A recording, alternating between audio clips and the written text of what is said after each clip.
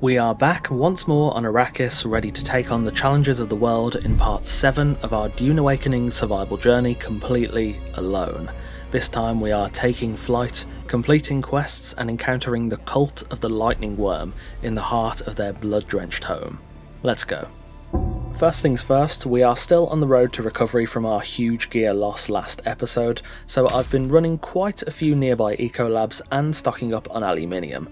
I didn't record most of these runs as, to be honest, it was all pretty unremarkable.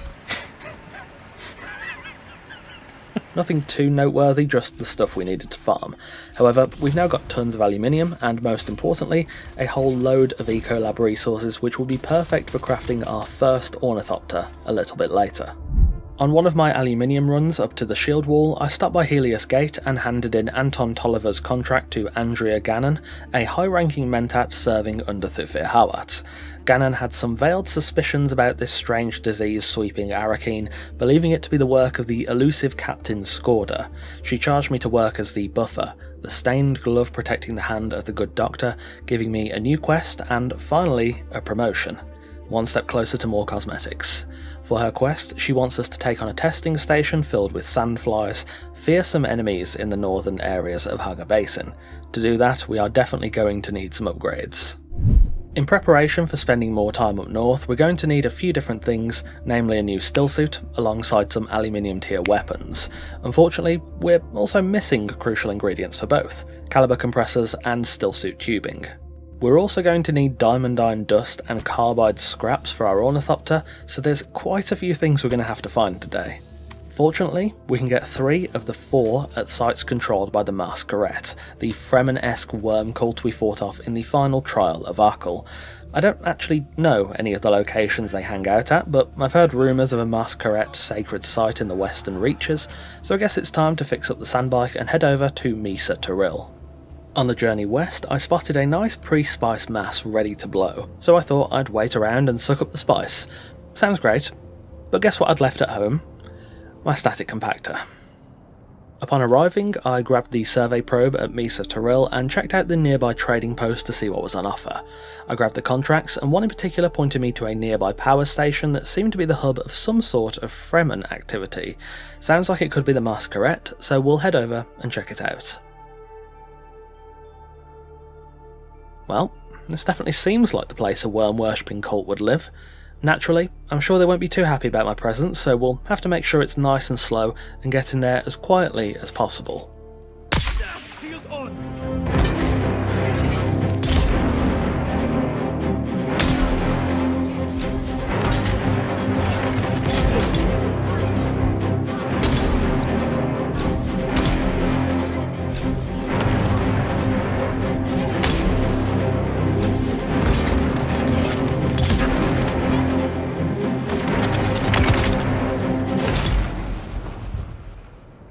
With the courtyard cleared out, I continued the contract I picked up earlier. It eventually asked me to find part of a crysknife, which led me further into the heart of the power station.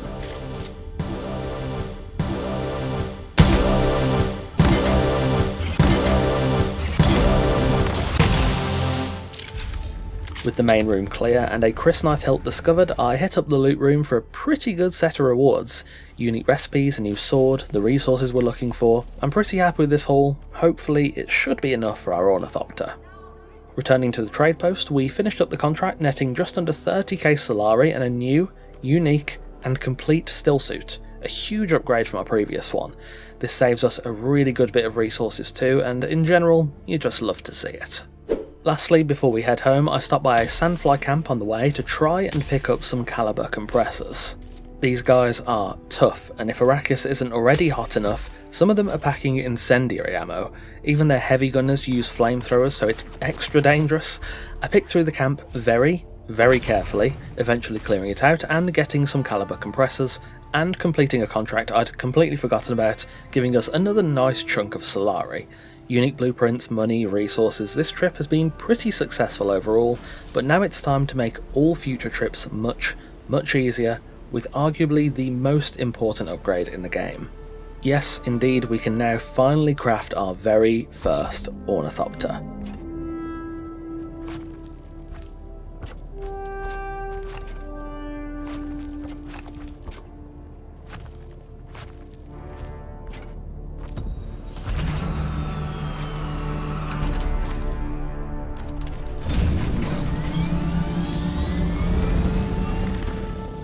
With our Orni in the air, a distant patch of pre-Spice Mass heralded our first journey, and I staged myself on the mountain, making sure to bring my static compactor, ready for the Mass to erupt.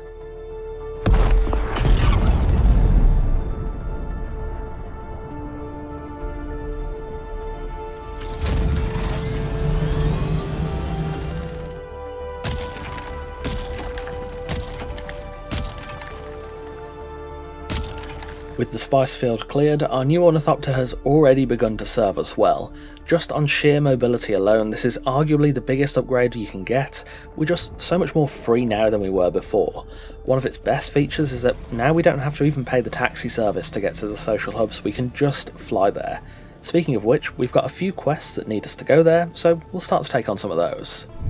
Firstly, we headed all the way back to the Rift to pick up some blood samples from a camp of Atredies deserters. This was nice and quick, and we've got blood to deliver to the Mentat trainer later. I then headed all the way northeast to grab the first step of the Advanced Troopers quest, and I then headed back to Helios Gate on the shield wall and searched for evidence of the missing Colonel Vordero. A note seems to state his intent to desert House Atreides and fight the Harkonnen alone, so we followed his trail into the Rift. After finding his final journal, we were tasked with finding him, under the belief he'd gone to ground in the Rift.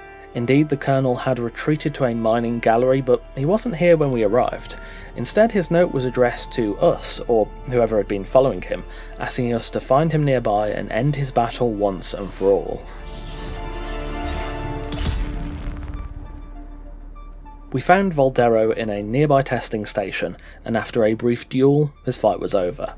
For our efforts, we got a spark sword that seems hugely better than our rapier, alongside an Atreides deserter armour override and 32k Solari in total. Not bad at all. We've also got a few basic contracts we need to knock out to complete the Finding Semo contract chain. I delivered a standard girder shotgun to the anvil, then headed over to a slaver base to grab a document which led us back to testing station 76. However, before that, I flew all the way south to Derek the Planetologist, picked up his next quest, stopped by the Mirzabar to grab some records for the Bene Gesserit teacher, then headed to Station 76. Fortunately, there was already another player in this dungeon, so it was smooth sailing. Ran in, grabbed the research notes, then finished the rest of the dungeon to get some extra vehicle resources, and it's back to the anvil to hand in the contract, netting us another 26k Solari, along with an override for the Slaver stillsuit, meaning I can now finally go back to the old outfit. This is probably my favourite fit so far, so I'm quite happy to have it back. I was going to stop with the contracts right there, but the next step in this chain is close to home. Like, it's right there, so we may as well do it. I grabbed the papers here, which pointed us to a testing station in the far east. Before that, I headed to a rock island to find Tuco's stash for the trooper, and then into the Rift where I had my first encounter with radiation. Honestly, wasn't really that bad in short doses. I finished up this leg of the trooper quest, and then went to the testing station and cleared it out to finish up the Missing Sister questline. Finally, it was time to head back to Arrakis and hand in some of the quests we've progressed. Now is probably a good time to mention that I am rather rich at the moment. I've somehow managed to stack up 200k Solari, and after handing in the Trooper and Mentat quests, delivering Derek's planetology report to a rather unwilling recipient, and finishing up the follow-up Mentat quest, we've unlocked level 2 Trooper, level 3 Mentat plus a capstone, and we now have almost 220k Solari. Time to spend it. I firstly stopped at the Landsrad vendors. House Atreides won the last cycle of the Landsrad and has access to the tool vendor. Ooh, that's expensive. Never mind. We zipped around some of the other shops, and with about 70k Solari spent and our drip finally awakened, I stopped off at Harko village on the way home and spoke to Alara Tuek to pick up our second assassination target for next episode. Well done, kitten. Are you ready for the paranoid? Really wish you wouldn't call me that. That quest is to take out a leader of the Maas Kharet, the Paranoid, but it sounds like things will be a lot more difficult for her than it was for the Glutton. However, that is about all for us today. Some really solid progress made, and we can now finally fly. In the next episode, we'll be taking full advantage of our wings by travelling down to the Sheol to get our hands on Jasmium Crystal and push ourselves out of the aluminium tier and into Duraluminium. We'll also be infiltrating the Maas Kharet to take out our next assassination target, exploring new biomes, finding secrets, and as you well know by now, we'll be doing all of it completely solo. Thank you for watching, and a massive thanks to our wonderful esteemed coffee cultists for continuing to support the channel over on Patreon. If you want to get the next episode and more videos early alongside wallpapers and other perks, check out the Patreon link in the description to support the channel directly. Take care, and I'll see you soon.